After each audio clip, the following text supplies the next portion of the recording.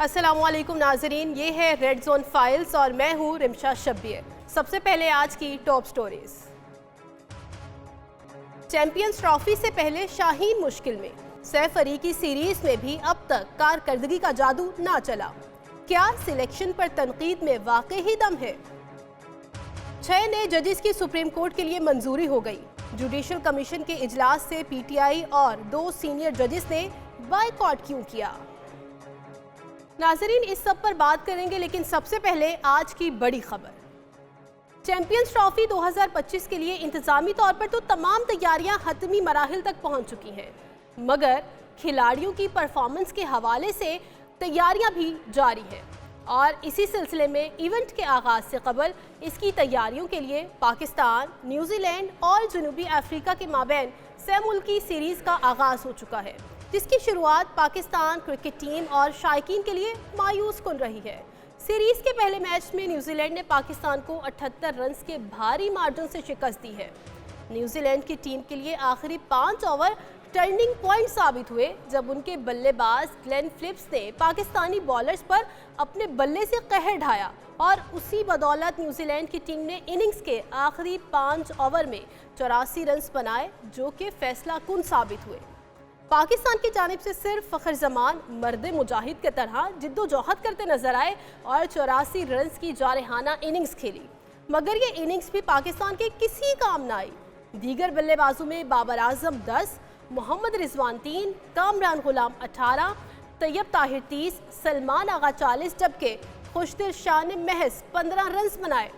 अगर बॉलर्स की बात करें नाजरीन, तो उम्मीदों के महवर शाहीन शाह अफरीदी ने 3 केवी बल्लेबाजों को पवेलियन की राह दिखाई, मगर इन्होंने इसके बदले 10 ओवर्स में 88 रन भी खाए, जबकि नसीम शाह ने 10 ओवर्स में बगैर किसी विकेट के 70 रन दिए। हारिस रऊफ अच्छा स्पेल ज़रूर कर रहे थे, मगर बदकिस्मती से वो इंजर्ड हो गए और उनको ग्राउंड से बाहर जाना पड़ा। उन्होंने 6.3 ओवर में महज 23 रन देकर एक खिलाड़ी को पवेलियन की राह दिखाई, जबकि स्पिनर इब्रार अहमद ने 10 ओवर्स में 41 स्कोर देकर 2 खिलाड़ियों को आउट किया। इस मैच की शिकस्त में कहीं ना कहीं सिलेक्शन कमेटी भी जिम्मेदार नजर आती है। पाकिस्तान में विकेटें ज़्यादातर स्पिनर्स को सूट करती हैं और हमें उमूमी तौर पर नज़र भी आता है, मगर पाकिस्तान टीम के थिंक टैंक कैसे इस बात को नज़रअंदाज कर गए कि प्लेइंग 11 सिर्फ एक प्रॉपर स्पिनर के साथ ही मैदान में उतरे। जहां तक रही बात खुशदिल शाह की, तो उनके सिलेक्शन पर तो पहले दिन से ही तनकीद होती रही है। विकेट में स्पिन बॉलर्स को कितना एज मिल रहा था, इस बात का अंदाज़ा न्यूजीलैंड के स्पिन बॉलर्स के मैच स्टेटस देखने से बड़ी अच्छी तरह हो सकता है। मिचेल सेंटनल और माइकल ब्रेसवेल ने पाकिस्तानी बल्लेबाजों को खूब तिगनी का नाच नचाया। पिच को समझने और टीम सिलेक्शन में पाकिस्तान ने जो कोताही की, उसका इदराक लाजिम है कि ऐसी सुस्त पिच पर दूसरी इनिंग्स में पुरानी गेंद फेंकना, कीवी स्पिनर्स के खिलाफ 10 रन फी ओवर का हदफ अबूर ना कर पाना बल्लेबाजों की कोताही नहीं, बल्कि इस थिंक टैंक की खता है, जो इस पिच के लिए दरकार 2 मुस्तनद स्पिनर्स चुनने से कासिर रहा। एक लंबे अरसे के बाद पाकिस्तान में आईसीसी का कोई बड़ा इवेंट होने जा रहा है और पाकिस्तान ने भी बड़े टाइम से आईसीसी का कोई इवेंट नहीं जीता। होम ग्राउंड का एडवांटेज लेते हुए बेहतर हिकमत अमली और टीम सिलेक्शन से पाकिस्तान दूसरी बार चैंपियंस ट्रॉफी का फातेह बन सकता है। नाज़रीन, इसी पर बात करने के लिए हमारे साथ मौजूद हैं स्पोर्ट्स एनालिस्ट अब्दुल गफ्फार साहब और स्पोर्ट्स कॉरेस्पॉन्डेंट एक न्यूज़ चौधरी मोहम्मद अशरफ। आप दोनों का बहुत शुक्रिया। सबसे पहले अब्दुल गफ्फार साहब, आपसे गुफ्तगू का आगाज़ करूंगी। कहिएगा कि हम देख रहे हैं कि चैंपियंस ट्रॉफी से पहले ट्राई नेशन सीरीज़ जारी है और अभी पाकिस्तान का एक ही मैच हुआ है न्यूजीलैंड के साथ, और पहले ही मैच में न्यूजीलैंड ने पाकिस्तान को शिकस्त दे दी है। किस तरह से देखते हैं आप इसे? जी, बहुत शुक्रिया प्रोग्राम में शामिल करने के लिए। और अब से कुछ देर पहले तक मैं नेशनल स्टेडियम कराची में मौजूद था, जहां पाकिस्तान की टीम प्रैक्टिस कर रही थी। कल पाकिस्तान साउथ अफ्रीका दोनों प्रैक्टिस करेंगे। वर्चुअल सेमीफाइनल हो गया है। देखिए, पाकिस्तान की जो स्क्वाड की सिलेक्शन है ना, उसके अंदर बुनियादी तौर पर कुछ मुझे खामियां नजर आती हैं। वो इसलिए नहीं कि पाकिस्तान न्यूजीलैंड से हार गया, वो शिकस्त बहुत बड़ी थी, उसने पाकिस्तान के मोराल होगा, लेकिन बेसिक सवालात अपनी जगह मौजूद हैं। यानी कि साइम अयूब की इंजरी के बाद आपने साउथ अफ्रीका, जिम्बाब्वे और ऑस्ट्रेलिया में जीतने वाली टीम ने इतनी सारी तब्दीलियां कर दी। यानी कि सेकंड ओपनर आप नहीं ले सके, आपने सेकंड स्पेशलिस्ट स्पिनर नहीं लिया है। आप साउथ अफ्रीका को देखें, आप न्यूजीलैंड को देखें, इस खासतौर पर न्यूजीलैंड की टीम को, कि उन्होंने अपनी टीम में 2 से 3 अच्छे स्पिनर रखे हुए हैं। सार्टनर अगर अच्छे स्पिनर हैं तो ब्रेसवेल और डैरेन सपोर्ट करते हैं, ग्रैंड फिलिप्स भी इसी तरह मौजूद हैं। तो हमें थोड़ा-सा ना सोचना पड़ेगा। मेरे ख्याल में कॉल लेनी पड़ेगी। 11 फरवरी आखिरी दिन है जब आप स्क्वाड में तब्दीली कर सकते हैं अपनी मर्जी से।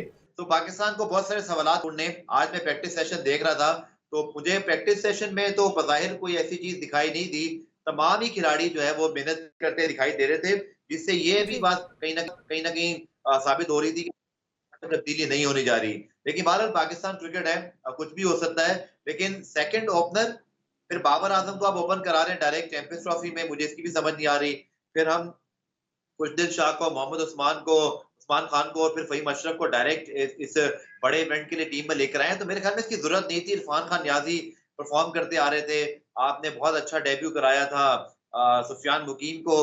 तो मुझे ऐसे लगता है कि थोड़ा सा ना टीम का जो शराद है वो बिखर गया इस सिलेक्शन प्रोसेस की वजह से। इतनी सारी तब्दीलियों की जरूरत नहीं थी और नतीजा आपने देख लिया। चौधरी अशरफ साहब, आप क्या कहते हैं? आपने तो कज़ाफी स्टेडियम को कवर किया है और आपने वहां पर सारे सिनेरियो देखे हैं और शायकीन क्रिकेट से मिले हैं। वो कितने पुरजोश हैं इस चैंपियंस ट्रॉफी को लेकर? अगर हम ट्राई नेशन सीरीज़ की बात करें और पहले ही मैच में हम हार के बैठ गए हैं, तो इसके बाद जो शायकीन क्रिकेट का रद्द-ए-अमल क्या सामने आ रहा है? देखिए रिमशा, एक शिकस्त पर हम ये नहीं कह सकते कि हमारा टूर्नामेंट ख़त्म हो गया या सीरीज़ ख़त्म हो गई। सीरीज़ में कम बैक या करना टीम का काम है। टीम परफॉर्म अच्छा करके कम बैक कर सकती है। अगर ऑल आउट हम जाएं कि न्यूजीलैंड से हम हार गए, हम सब कुछ ही हार गए, चैंपियंस ट्रॉफी हार गए, ऐसा कुछ नहीं है। तजर्बात करने का वक्त पाकिस्तान के पास ये सीरीज़ बेहतरीन वक्त था। अगर मैं बात करूं तो जनूबी अफ्रीका की टीम जो पाकिस्तान के दौरे पर आई है उसमें भी आज 4 खिलाड़ियों ने डेब्यू यहाँ पर किया।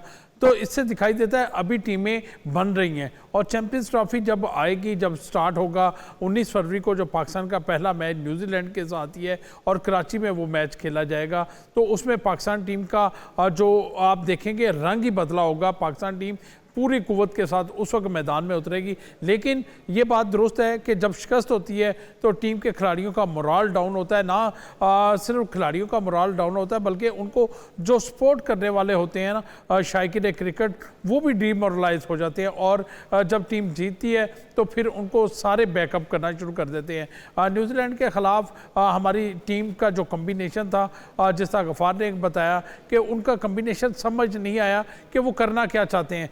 जब हमारी होम कंडीशन पर हमने इंग्लैंड के ख़िलाफ़ सीरीज़ खेली, हमने वेस्ट इंडीज़ के ख़िलाफ़ सीरीज़ खेली, तो हमने अपनी सरफेस पे, अपनी ग्राउंडों पे हमने स्पिन अटैक के साथ उन टीमों के ख़िलाफ़ गए हैं। जबकि अब चैंपियंस ट्रॉफी के लिए जो हम अगर स्क्वाड पे नज़र डालें तो हम सिर्फ एक स्पिनर के साथ गए, मिस्ट्री इब्रार अहमद के साथ। तो क्या इब्रार अहमद हमें वो रिज़ल्ट दे पाएगा अकेला?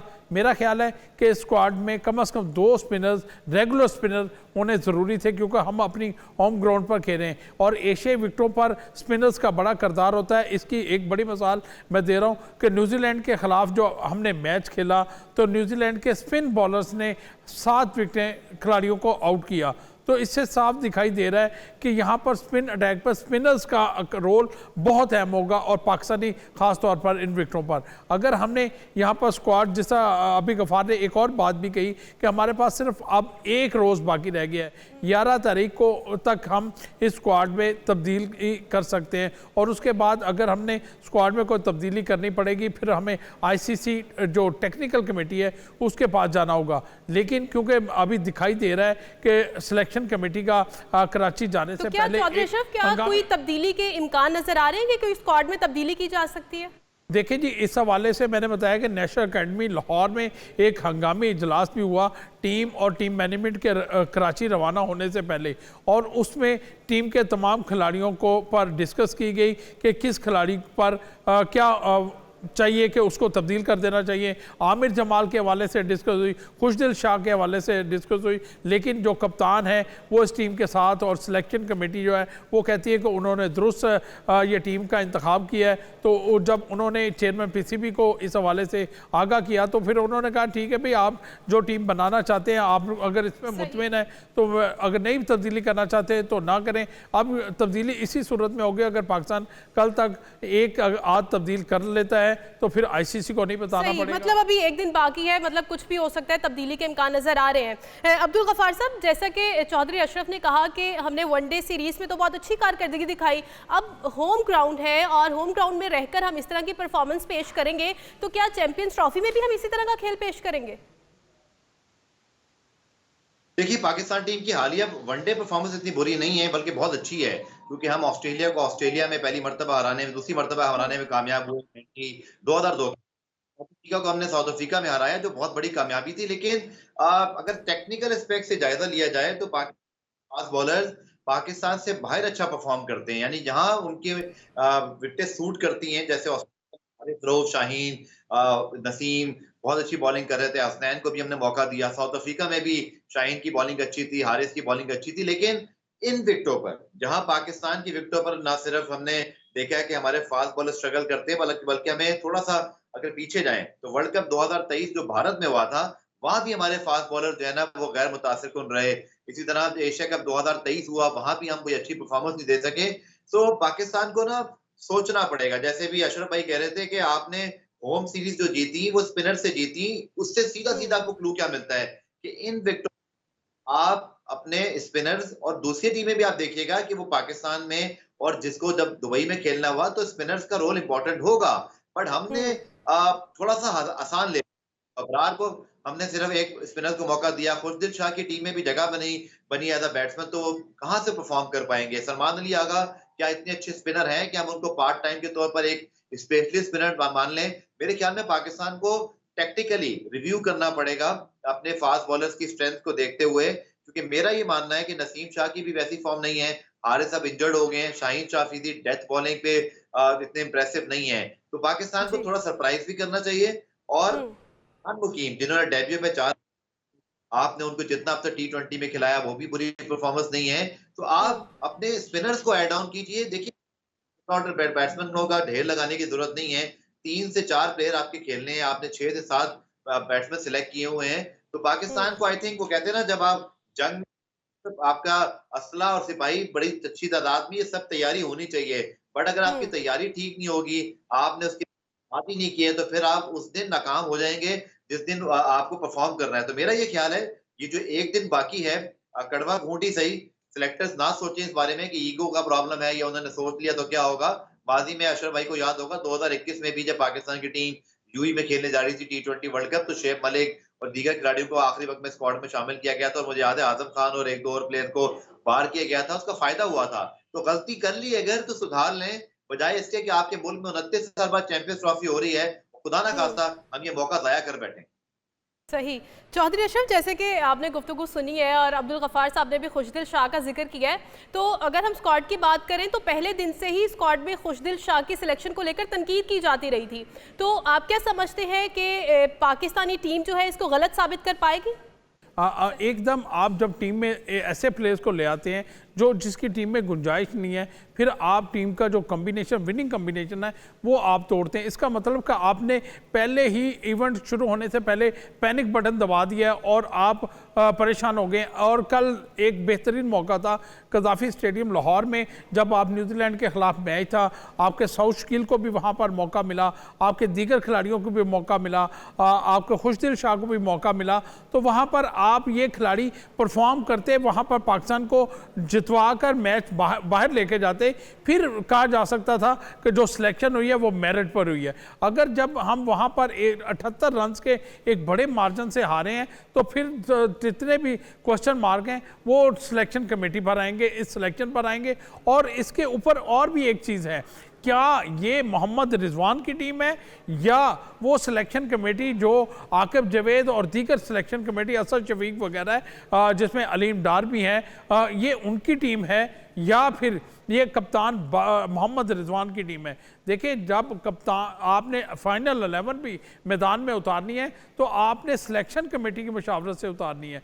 तो जब आपकी टीम का इंतखाब ग्राउंड से बाहर बैठे लोगों ने करना है तो फिर नताइज ऐसे ही आपको भुगतना पड़ेंगे। और मैं डरता हूँ कि अगर भी आपने इस वक्त भी होश के नाखून ना लिए तो फिर चैंपियंस ट्रॉफी, जिसका पाकिस्तान चैंपियन है और अपने टाइटल का उसने दिफा करना है, फिर उसके लिए मुश्किल हो जाएगा यहाँ पर अपने टाइटल का दिफा करना।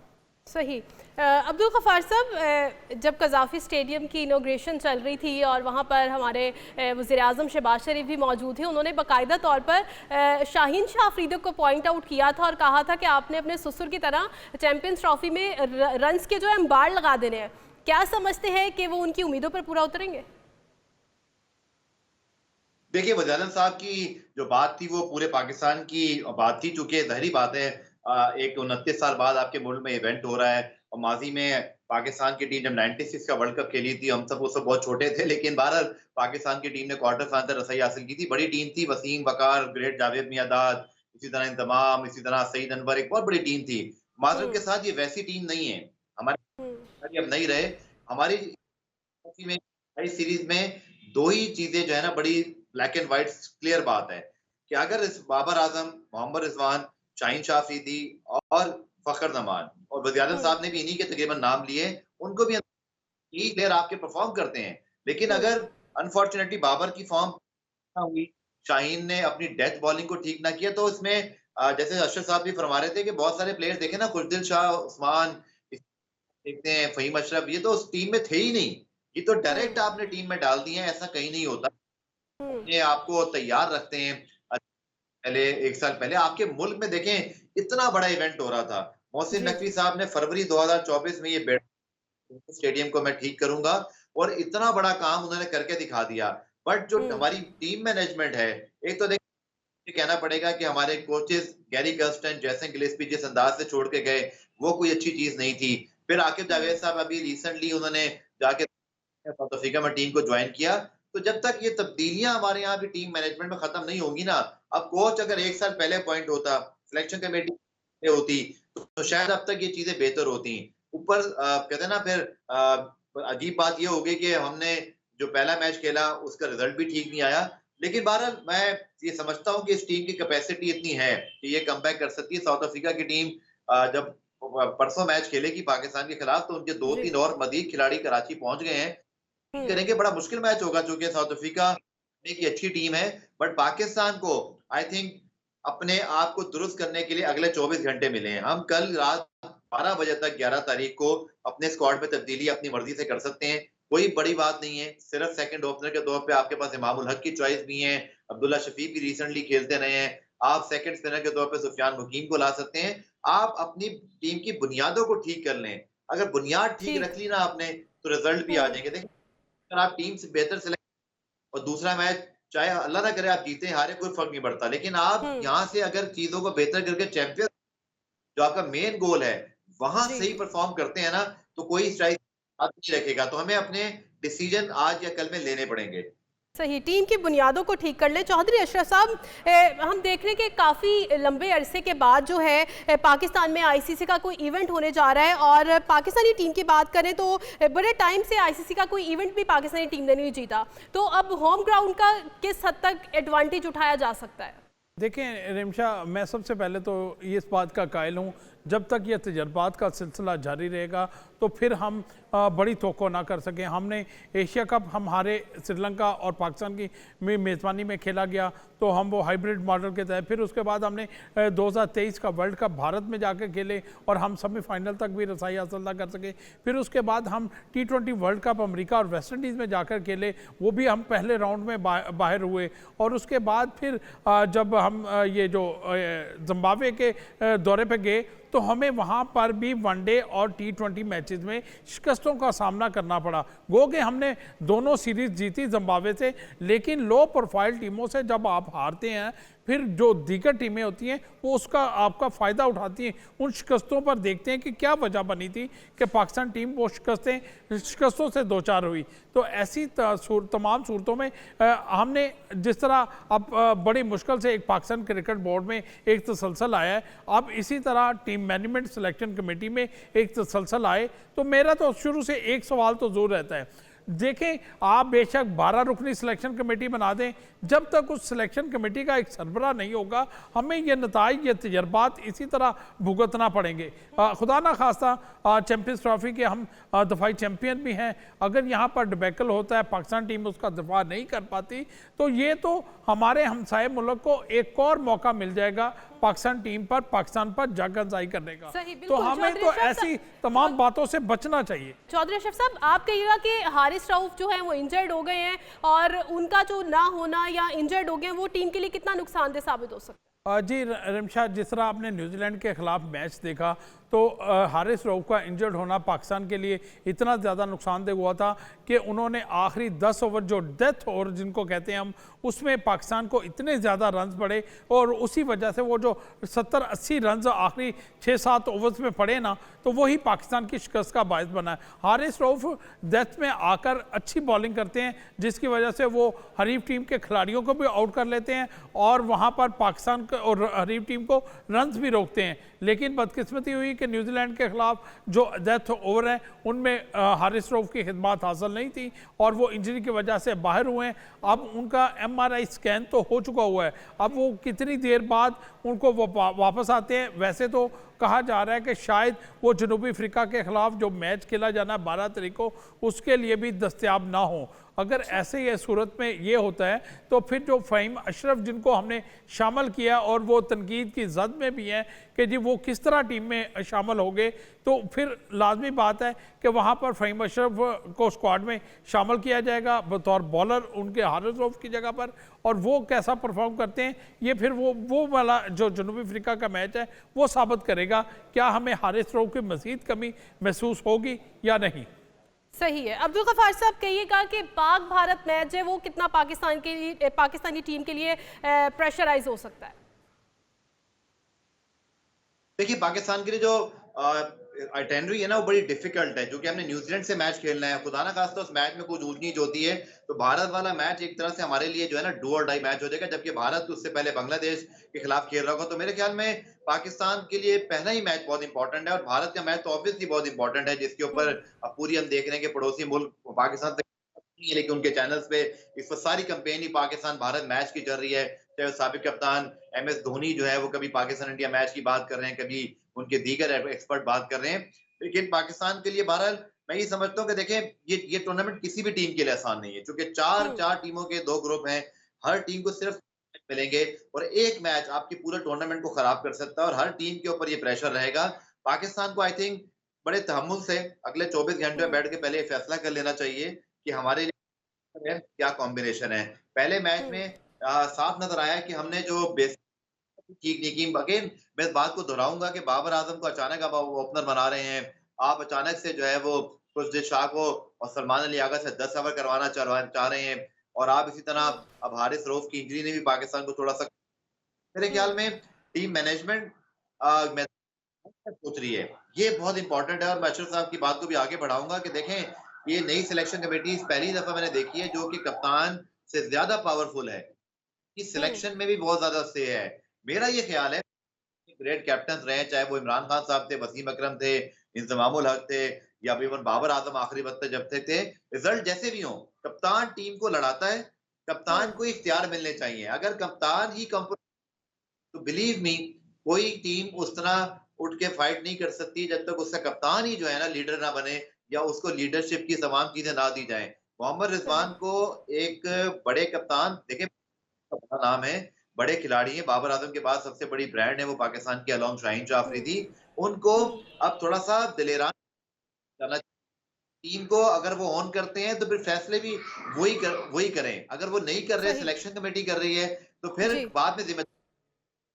ठीक है, बहुत शुक्रिया अब्दुल गफ्फार साहब, स्पोर्ट्स एनालिस्ट हमारे साथ मौजूद थे, और चौधरी मोहम्मद अशरफ साहब, स्पोर्ट्स कॉरेस्पॉन्डेंट एक न्यूज़, हमारे साथ दोनों का बहुत शुक्रिया। नाज़रीन, गुफ्तगू आपने सुनी। अब देखना यह है कि ट्राई नेशन सीरीज़ तो जारी है, उसमें जो पाकिस्तान की परफॉर्मेंस है वो भी सामने है। अब देखना यह है कि चैंपियंस ट्रॉफी में पाकिस्तानी टीम किस तरह का खेल पेश करेगी। अभी वक्त है ब्रेक का, वापस आकर जानेंगे कि जुडिशल कमीशन के इजलास में क्या हुआ और वुकला सड़कों पर क्यों एहतजाज करते रहे।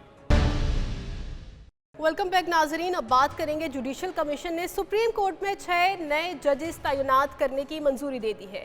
चीफ जस्टिस पाकिस्तान याहिया आफरीदी की ज़ेर सदारत जुडिशल कमीशन का इजलास हुआ, जिसमें 8 नए जजेस की सुप्रीम कोर्ट में तैनाती पर गौर किया गया।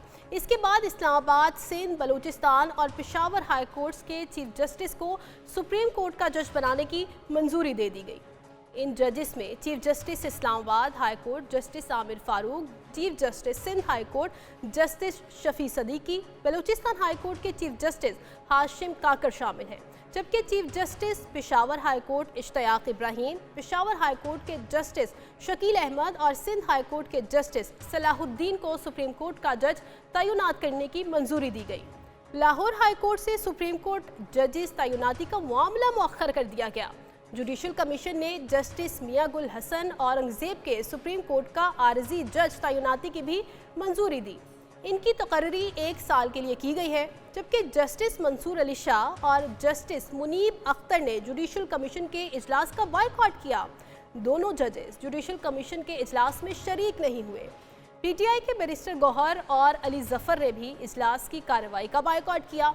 उनका कहना था कि इस्लामाबाद हाई कोर्ट में सीनियरिटी का मसला है, हमारी दरख्वास्त नहीं सुनी गई। सारे वकला एहतजाज कर रहे हैं। जो कमीशन में लोग आ रहे हैं, उस कमीशन में अली जफर साहब ने भी लेटर लिखा, मैंने भी उसको इंडोर्स किया है, जजेस साहिबान ने भी लेटर लिखा है। सब ने ये कहा है कि आप जो कमीशन है, कमीशन में सुप्रीम कोर्ट में मजीद जजेस को ज़रा सा रोक ले जब तक इन चीज़ का फैसला नहीं होता। दरख्वास्त ये की है कि जब तक इस्लामाबाद हाई कोर्ट के जजेस की सीनियरिटी का फैसला नहीं हो जाता, इंसाफ का तकाजा, कानून का तकाजा और आइन का तकाजा ये है कि जेसीपी की जो प्रोसीडिंग्स हैं उसको पोस्टपोन किया जाए, उसको मुलतवी किया जाए। दूसरी जानिब 26वीं आईनी तरमीम और जुडिशल कमीशन इजलास के खिलाफ इस्लामाबाद में वकला ने एहतजाज किया और सुप्रीम कोर्ट की तरफ जाने की कोशिश की। सीरीना चौक में पुलिस और मुजाहिरीन के दरमियान झड़पें और हाथापाई भी हुई। एहतजाजी मुजाहिरीन को रेड जोन में दाखिले से रोकने के लिए पुलिस की भारी नफरी तैनात की गई। वकला एहतजाज के बायस इस्लामाबाद के कई अहम रास्तों को कंटेनर्स लगाकर बंद किया गया, जिससे रिहायशियों को शदीद मुश्किलात से दो चार होना पड़ा। शाहराहों पर गाड़ियों की तवील कतारें लगी रहीं, जबकि इसके अलावा जुड़वा शहरों में मेट्रो बस सर्विस भी जुज़वी तौर पर बंद रही। इसी पर बात करने के लिए हमारे साथ मौजूद है नुमाइंदा एक न्यूज़ साकिब सैयद। साकिब सैयद, कहिएगा कि हम आज देखते रहे कि दिन भर जो है इस्लामाबाद के जो वकला हैं वो 20वीं आईनी तरमीम के खिलाफ एहतजाज करते नजर आए। क्या कुछ होता रहा दिन भर, अहवाल बताइएगा। जी देखिए, आज चूँकि 26 आईनी तरमीम और जुडिशल कमीशन के खिलाफ मुल्क भर से जो आए वकला थे उनकी जानिब से एहतजाज रिकॉर्ड किया गया। चूँकि एहतजाज करने से पहले जो जितने वकला जमा रात गए, जो वकला यहाँ इस्लामाबाद आए होते हैं, उनकी जानिब से एक निजी होटल में प्रेस कॉन्फ्रेंस की गई। प्रेस कॉन्फ्रेंस के बाद जो है उनका इरादा था कि हम सुप्रीम कोर्ट के बाहर जो है अपना एहतजाज रिकॉर्ड करवाएंगे। चूँकि रेड जोन को मुकम्मल तौर पर इस्लामाबाद पुलिस और जिला इंतजामिया की जानिब से सील कर दिया गया था। सिर्फ मरगला रोड खोला गया था ताकि जो सरकारी अमला है या आम शहरी हैं जो रेड जोन की तरफ जाते हैं उनके लिए खोला गया था। चूँकि प्रोटेस्टर की जानिब से जो वकला थे वो पेशकदमी की सुप्रीम कोर्ट की जानिब, चूँकि रेड जोन मुकम्मल तौर पर सील किया गया था, तो वकला की जानिब से जो है सीरीना चौक पे मौजूद उनको क्रॉस करने की कोशिश की, क्योंकि बड़ी तादाद में वकला जो है वो पैदल जो है पेशकदमी की गई थी। तो दूसरी जानिब इस्लामाबाद पुलिस की भारी नफरी भी वहाँ पे मौजूद थी। चूँकि SSP इन्वेस्टिगेशन अरसलान सादी भी वहाँ पे मौजूद थे, तो पुलिस और वकला के दरमियान तसादुम भी हुआ। यहाँ तक कि 2 पुलिस और 2 वकला जो है वो जख्मी भी हुए इस एहतजाज के दौरान। चूँकि बाकी रास्ते तमाम बंद थे, से मरगला रोड खोला हुआ था। मरगला रोड के ऊपर भी 2 नाके लगाए गए थे। 2 नाकों से गुजरते हुए मुख्तलिफ वकला की चेकिंग भी की जा रही थी। और इसके अलावा जब वकला जो है वकला की जानिब से सीरीना चौक में कामयाबी हासिल नहीं हुई, तो वही जो वकला है वो श्रीनगर हाईवे पर जा पहुंचे और श्रीनगर हाईवे के जो एक रास्ता है उसको बंद कर दिया, जिसके बाद इस्लामाबाद पुलिस की नफरी वहाँ भी पहुंची और जो वकला थे वो उस औकात जो है वो मुंतशिर हो गए। दोबारा से जो है श्रीनगर जो चौक है वहाँ पे दोबारा आ गए, लेकिन पुलिस की जानिब से जो है मुकम्मल उनको रोका गया, जिसके बाद वकला ने ये तय किया कि हम जो है वो डी चौक पहुँचेंगे, अपना रिकॉर्ड वहीं रिकॉर्ड करवाएंगे। चूँकि इस्लामाबाद पुलिस की जानिब से रेड जोन को मुकम्मल सील था, इस्लामाबाद पुलिस की भारी नफरी भी वहाँ पे मौजूद, यहाँ तक के कंटेनर्स लगाए गए थे और खाकदारें लगाई गई थी, जिसकी वजह से वकला को काफ़ी मुश्किलात का सामना था। अगर देखा जाए वकला की तादाद की, चूँकि कुछ बड़ी तादाद नहीं थी, इसकी वजह यह है कि वकला की जानिब से गुज़श्ता रोज़ जो है ऐलान किया गया था कि हम आईनी तरमीम के खिलाफ एहतजाज रिकॉर्ड करवाएंगे, लेकिन रात गए मुख्तलिफ जैसे कि सुप्रीम कोर्ट बार एसोसिएशन की जानिब से भी बॉयकाट किया गया। इसके साथ साथ Sindh bar council, Sindh Balochistan high court bar council की जानिब से भी बॉयकाट का ऐलान किया गया और मुश्तरका अलामिया में कहा गया कि हम इस एहतजाज को जो है वो मुस्तरद करते हैं, क्योंकि वकला यहाँ पे मौजूद थे। उनकी जानिब से फिर मुख्तलिफ वकला ने जो है वो डी चौक का रुख किया, चूंकि डी चौक जो है एक रेड जोन की तरफ आता है और एक डी चौक जो जिसको एक्सप्रेस हाईवे भी कहा जाता है वो रेड जोन की बाहर की तरफ आता है। तो वकला की जो बड़ी तादाद है वो जो ठीक है साकिब सैयद, हमने देखा कि एहतजाज को खत्म भी कर दिया गया वकला की जानिब से। अब अगला लाहेअमल क्या है, नेक्स्ट स्ट्रेटजी क्या है वकला की? ये देखें, वकला की जानिब से बाकायदा कोशिश की गई कि सुप्रीम कोर्ट के बाहर अपना एहतजाज रिकॉर्ड करवाएंगे, चूँकि सुप्रीम कोर्ट के बाहर भी पुलिस की भारी नफरी, बंतर बंद गाड़ियाँ, इसके साथ साथ कैदी वैन मौजूद थे, गिरफ्तारियों के भी इम्कान थे, लेकिन वहाँ तक ना पहुँच सके। डी चौक में जब रियासत अली जो आज़ाद हैं, जो Islamabad high court bar association के सदर भी हैं, उनकी जानिब से फिर जब जुडिशल कमीशन का जो इजलास था वो ख़त्म हुआ तो उनकी जानिब से ऐलान किया गया कि अब हम जो है अपना एहतजाज जो है वो ख़त्म करते हैं। एहतजाज ख़त्म होने के बाद मुख्तलिफ वकला जो है वो अपने अपने रास्तों पर रवाना हुए, लेकिन जो रियासत अली आज़ाद है उनका कहना था कि जब आइनी केसेस समात जो है वो दोबारा शुरू होंगे, इनके केसेस समात होंगे, उस दौरान हम दोबारा अपना एहतजाज रिकॉर्ड करवाएंगे और इस बार जो है बड़ी तादाद में जो है हम अपना एहतजाज जो है वो रिकॉर्ड करवाएंगे। जी साकिब सैयद, हमें अपडेट कर रहे थे सूरत हाल से, आपका बहुत शुक्रिया। और अब दिन भर की अहम खबरों का खबर खुलासा। लीबिया में पाकिस्तानी शहरियों को ले जाने वाली एक और कश्ती उलट गई। हादसा साहिली इलाके के करीब पेश आया। कश्ती में 65 अफराद सवार थे। पाकिस्तानी सफारत खाने के मुताबिक जाँ बहक अफराद की शनाख्त के लिए एक टीम को भिजवा दिया गया है। इस्लामाबाद में वकला के एहतजाज और रास्तों की बंदिश के बाद सुप्रीम कोर्ट में मिलिट्री कोर्ट्स केस की समाअत मुलतवी करना पड़ी। जस्टिस जमाल मंदुखिल ने कहा, वकला चाहते हैं लोग कैद में ही सड़ते रहें। वज़ीर कानून आज़म नज़ीर तारड़ ने पीका एक्ट में मुमकिना तरमीम का इशारा दे दिया। पार्लियामेंट हाउस के बाहर मीडिया से गुफ्तगू करते हुए उनका कहना था कि कोई भी कानून मुस्तकिल नहीं होता। पीका एक्ट पर तमाम स्टेक होल्डर्स से मुशावरत ताहाल जारी है। खैबर पख्तूनख्वा में सरकारी जामियात की चांसलरशिप गवर्नर से वज़ीर आला को मुंतकिल कर दी गई है। सूबे में यूनिवर्सिटीज़ एक्ट में तरमीम के बाद वज़ीर आला को चांसलर के इख्तियारात मुंतकिल करने के लिए मुरासला भिजवा दिया गया। उम्रा ज़ायरीन सऊदी अरब रवानगी से कबल अपने तमाम कागजात का मुकम्मल रिकॉर्ड अपने पास रखें, नहीं तो परेशानी का सामना करना पड़ सकता है। लाहौर एयरपोर्ट पर 100 से ज़ायद उम्रा ज़ायरीन को वैक्सीन सर्टिफिकेट ना होने पर ऐन रवानगी के वक्त ऑफलोड कर दिया गया, जिस पर उन्होंने एहतजाज किया। वक्त है ब्रेक का और वापस आकर आपको बताएंगे कि स्मार्टफोन की जगह कौन सी डिवाइस लेने जा रही है। वेलकम बैक नाजरीन, अब नजर डालते हैं वर्ल्ड जोन पर। अमरीकी सदर गजा को खरीदने के अपने ऐलान पर बदस्तूर कायम है। अपने तैयारे में सहाफ़ियों से गुफ्तगू करते हुए डोनाल्ड ट्रंप ने कहा कि वो गजा को खरीदने और इसका मालिक बनने के लिए पुरअज़्म है। गजा को तामीर नौ के लिए मशरिक़ वस्ता की दूसरी रियासतों को भी दिया जा सकता है। तुर्की के सदर तैयब एर्दोगान ने अमरीकी सदर के बयान को बेकार करार दे दिया। उनके मुताबिक किसी में जुर्रत नहीं कि अहले गजा को उनके आबाई वतन से निकाले।